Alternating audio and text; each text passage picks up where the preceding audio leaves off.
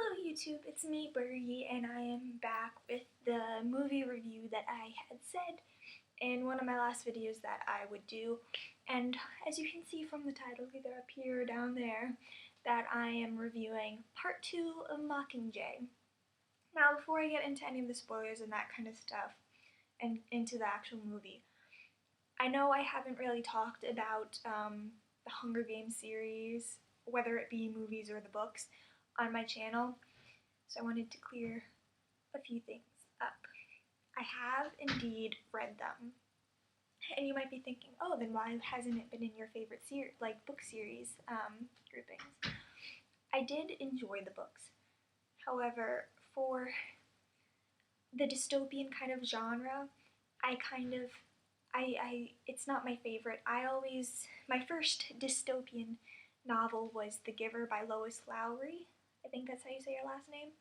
So when I think of dystopian novels, I think of The Giver. And for most people, I think they were kind of introduced to it with the Hunger Games. Might not be the case, but I think that's how it is for most people. So in that aspect, that's part of the reason why it's not up top. Also, even though I did enjoy the story, I've never had the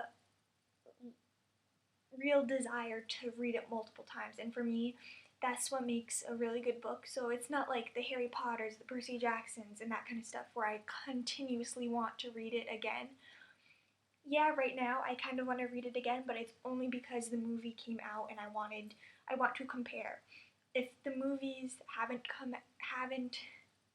came out, proper English here, I probably would not have the desire to read the book. I might say, oh, I should read it, but honestly, I won't actually grab the book. I am going to try to reread it, like I said, hopefully over Christmas, and maybe I'll get a few more thoughts, and maybe I'll enjoy it more than I have, because I only think I've read it once, maybe twice, and the second time was before one of the movies, probably before Catching Fire. No, it was before the Hunger Games, I think. So yeah, so I've read it twice, I think. But yeah, so that was my experience with the books. For the movies, I have to say, I think the story is better told through the movies. Again, it might just be because I haven't read the books in a while, and I'm not as familiar with it. But with the movies, all except for the first one, which I thought was kind of all of the movies are really, really good, and I think they tell the story in a better way, like, because you see different aspects that kind of you don't see in the book, but kind of tie everything together. So I really enjoy that. So I do love the movies more. For Hunger Games, that was, of course, when I was reading the books, or closer to the time that I was reading the books, so I am a little bit more judgmental towards that, because there were some things that either were left out from the book or were changed in a way that I did not find beneficial for the movie. I think one of the main things that annoyed me was how the cornucopia looked in the Hunger Games, which I know that's nothing important, but it was little things like that I kind of had attached importance to when I was reading it that were changed. I was like, no, that's not good. I don't like that. Another thing, which I'm pretty sure a lot of people were disappointed with, was the fact that Peeta still had his leg.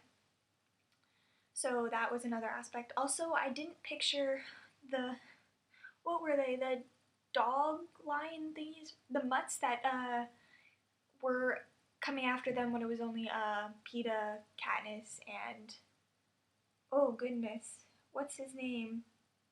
The dude from District 1, I want to say, 1 or 2. One of the career people, I can't remember his name. But at the end of the games, where they were getting chased by the mutts or whatever, that kind of had the appearance of the past, or of the dead tributes, I really wanted to see that because I couldn't really picture it in my mind, and I think that would have added another element of, not necessarily horror, but kind of like urgency, and you would feel like the same kind of panic and that kind of stuff that the characters did, and I'm a little sad that that was not portrayed.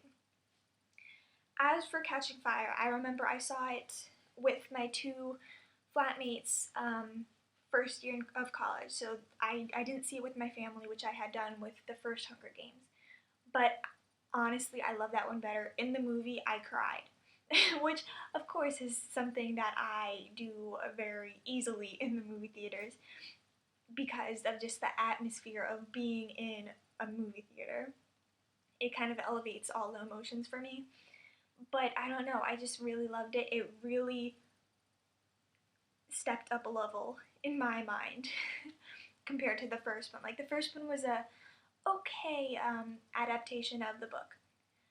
The second one was just like all the way up here, and they kept on going and increasing from that.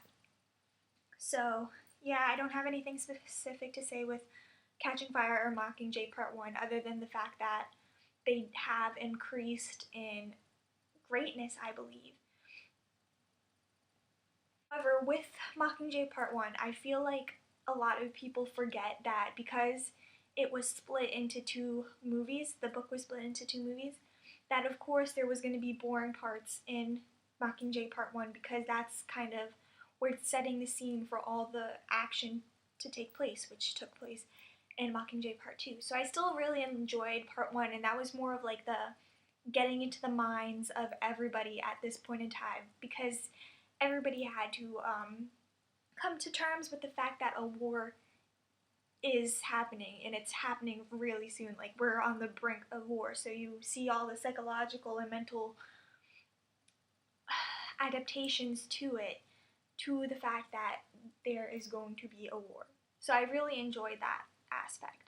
And I really loved how they ended Mockingjay Part 1 with Peeta just going crazy because then it sets the stage for in the second movie whether or not he's still going to be that crazy. Which, of course, if you read the book, you know what happens. But for people who haven't, it's stuck in your mind. I remember that even though like I did watch all of the movies before I went to go see Mockingjay Part 2 in the theaters, but I think had I not watched those movies, I probably still would remember that scene where Peeta's in the white room and just like going crazy even though he's like tethered down to the bed because that was a pretty glaring scene. So it kind of sets the stage with how the problems with him and is he really in control of his mind? Does he remember everything that is truthful that actually happened? That's kind of the background question in the back of your mind when you're watching Part 2, which is really great. So now, I don't think I've spoiled anything so far about Part 2, but now I'm going to go into the spoilers of Mockingjay Part 2. So if you have not yet seen the movie and you want to keep yourself free of any like spoilers, then don't watch on. So, like I said, I thought it was a great movie. Increasingly throughout, I thought each movie got better and better. So obviously Mockingjay Part 2 is I think my favorite movie. I'll have to see them all again, but I really liked it.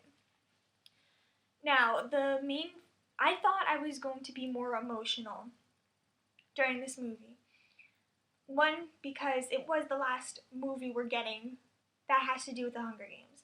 And even though this wasn't Harry Potter status for me, it's still a big thing, and because of like being in a theater, I don't know, my emotions just get like more sensitive and stuff. Because like whenever I watch a movie, I automatically love it and I feel emotions more rawly, I guess, than I do if I first watch it by myself, whether it be on a DVD or just like on Netflix or something. Like there's a different experience attached to it from viewing it differently. So I thought I would be crying literally the entire time, not just because it was the last movie, but because of what I remembered was going to happen. And even though I wasn't sure that it was going to happen, just me remembering it in the movie theater while watching the movie, I thought I was going to cry. However, that did not happen. Instead, it wasn't even like I was confused, but like there was too much emotion that like I couldn't process it all at one time. And I think for this reason, I want to go see the movie again. I don't know when it'll happen. It might just be when the movie comes out on DVD. But I need to see the movie again to have a better understanding of how I feel towards what is going on and to like feel the emotions with the characters. Because honestly, when I was in the movie theater, I was just like, there was no time for me to feel emotions because one second something good happens, then someone dies, then you can't focus on that too much because you have to go with the main characters and have them run away from all the tricks and stuff. So there was really no time to process the emotions. You were kind of pulled around like with the characters. So I really enjoyed that aspect, how you do feel the urgency that the characters do and that you don't have time to just sit and think about your emotions for each scene. You're kind of just like taken on a roller coaster and you can't really like focus on one emotion at a time. You're kind of just like blank-headed and you know you should be feeling something, but you're just wide-eyed because you're like, oh my god, this is too fast. I don't know what to feel. I can't feel. This is crooked. I don't like it. Don't fall. Okay. It was very visually interesting as well, and I'm not like a movie critic, so I don't have that kind of mindset when I'm watching, but it was very visually enjoyable. If you weren't a fan of the books or you weren't if you haven't seen all of the movies beforehand, I think this is a great movie for special effects and all that kind of stuff because it is very visually interesting. But again, like I said, I'm not very critical on that kind of stuff because I forget which Hobbit it was, but a lot of people were just angry and frustrated on the special effects, and I was like, oh, I think it's amazing. I don't know what you're saying, but I think it's great. So I don't really have that kind of thoughts on it. I don't have any like smart intellectual thoughts on it. I just thought it was pretty cool to watch. Now into the more subjecty things. I hope this doesn't fall. I have my setup for this is having my Mac on top of 3 tissue boxes on my couch, so that way you could see me. So I just hope it doesn't fall apart. Okay, so now more into the actual stuff of it, the actual scenes. I'm very glad that we saw Caesar Flickerman because I love Stanley Tucci. Stanley Tucci cannot go wrong in my book, so I was really glad that we saw him. I'm pretty sure in the book we didn't really see much of him. Well, obviously because we didn't really see much from the Capitol, and because it's the movie, they kind of gave more perspectives than just Katniss, so I was really happy about that. And like I said, Stanley Tucci is just amazing. So, and just how he looks in the movie, he keeps on changing his appearance, and I just love it. So I really enjoyed that. Like I said, I watched it on Thursday, and I haven't, even though I did process kind of what happened, I don't have exact scenes, so I'm just spitballing the main ones that I remember and kind of touched me in a way. All the deaths. Let's just start with that because that is the main thing and what I thought I would be crying over. The first one the first main one was Boggs, and I was close to crying for that one. I didn't think I was because in the book he doesn't have as big as a role, I think, as he does in the movies. And I was just so sad because he was the only one in that group that kind of liked Katniss. And I don't know, I don't remember who he reminded me of, but I'm pretty sure it was someone in one of the Marvel movies. I don't know why, but I don't know. He, like, immediately though, when I was watching, I was like, huh, is he in one of the Marvel movies or something? I don't know, maybe he reminds me kind of Coulson, how he kind of is protective about his group and that kind of stuff, so it shows that he really cared about Katniss, kind of like how Coulson cared about Skye in the Agents of S.H.I.E.L.D. TV show. So I think that must be the connection that I was subconsciously making in my mind, because I honestly don't know what else it could have been. But yeah, so I was really sad when Boggs died. And even though I'm here, my parents are back home in the U.S. and so is my brother. My mom and my brother watched the movie, and she told me how when she first saw Boggs, she told my brother that she hopes that he doesn't die, and literally 5 minutes after he dies. So that was just a little bit funny, but also kind of like true. You don't want him to die, but he does. He's like the first close personal death that we see in this movie. Next death, Fennec.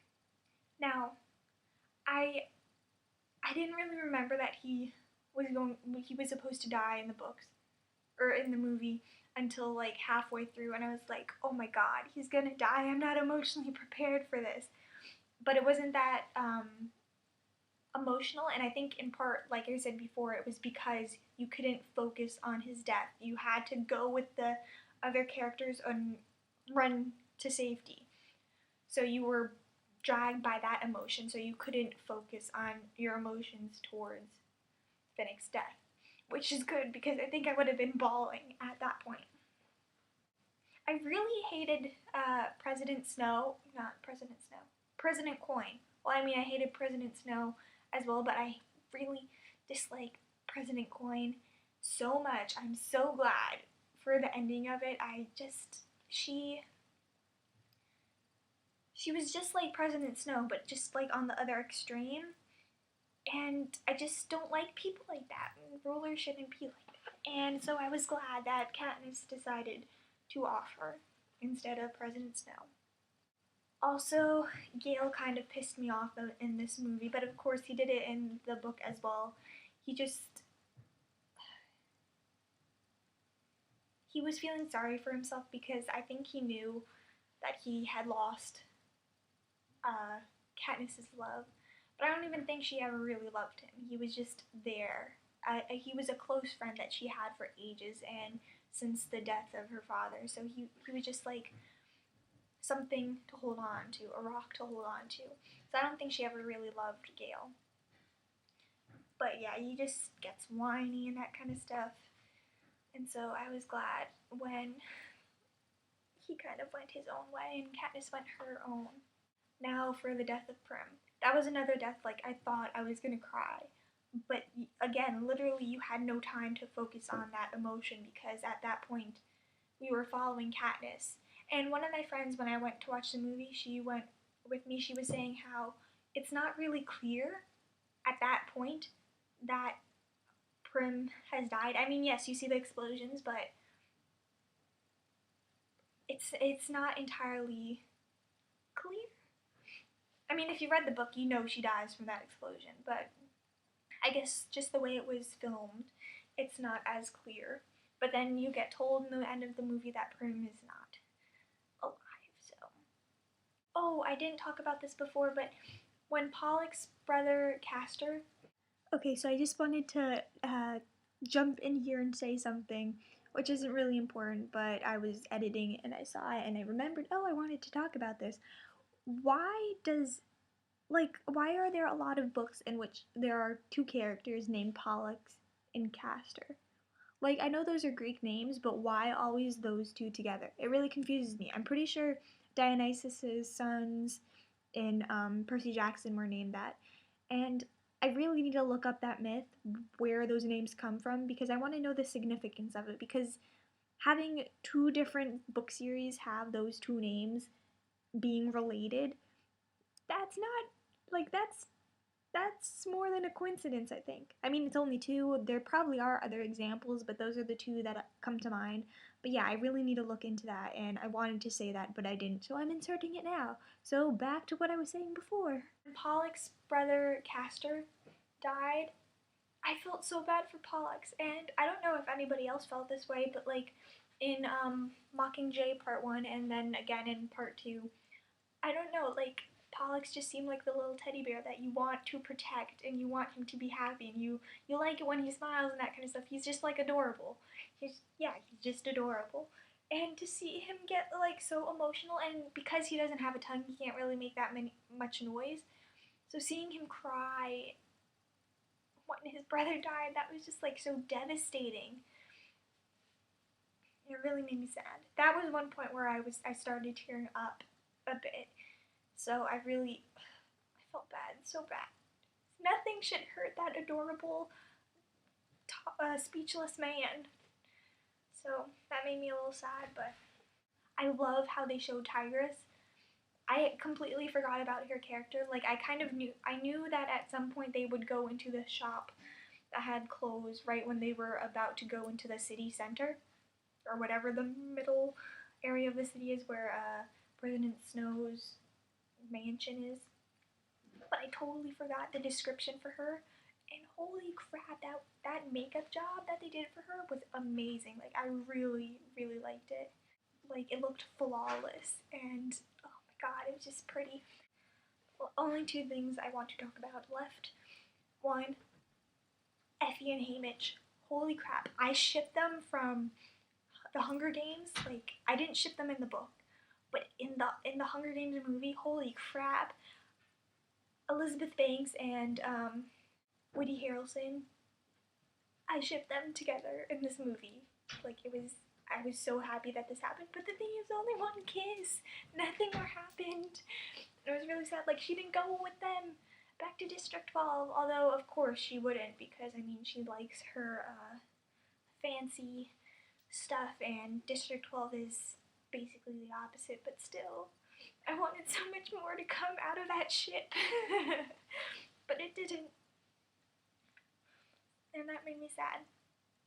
And finally, the last thing I'm going to talk about is really the concluding scene in which you're kind of, you see the future after, like, everything's fixed and stuff, and Peeta and Katniss have a family. I thought that was adorable. Like, in the book, I didn't really like it, but in the movie, it was actually a great scene. So I really loved it. The only thing I had a problem with is I kind of wish that there had been like one last final kiss between them to show that Katniss actually does love him. Like, truly loves him. And that it isn't a game, because I feel like that would have been, I don't know, because I feel like the entire premise kind of, like, not the entire premise, but like a underlying thing was the fact that Katniss started out pretending to like him, and then you kind of see her evolve and kind of go back and forth with, oh, do I really like him? Oh, I don't know if I do. So I kind of feel like that would have been a good concluding thing to prove to us that they actually do love each other. I mean, yeah, they had kids, so of course they loved each other, but I don't know, I think having it shown in like a visual kind of kissing thing, like not a full-on make out, but like a sweet kiss kind of thing, it would have been a great conclusion to the movie. But that's everything. Please let me know how you felt about the movie, whether it be just Mockingjay Part 2 or the whole series of movies as a whole. And let me know if I should reread the books, if that'll do any help, or if you want me to make some kind of talk or review about the books as well. So I hope you enjoy this, and I hope I edit this so it's not as long, because right now it's at 25 minutes, and that's a long time. But yeah, hope you enjoyed, and please give a like, subscribe if you aren't already subscribed. Although if you don't, I mean, you do you. I don't care. I can't force you to click the subscribe or like button, but I mean, it would be nice. So yeah, that's everything. So please join me next time on whatever that is.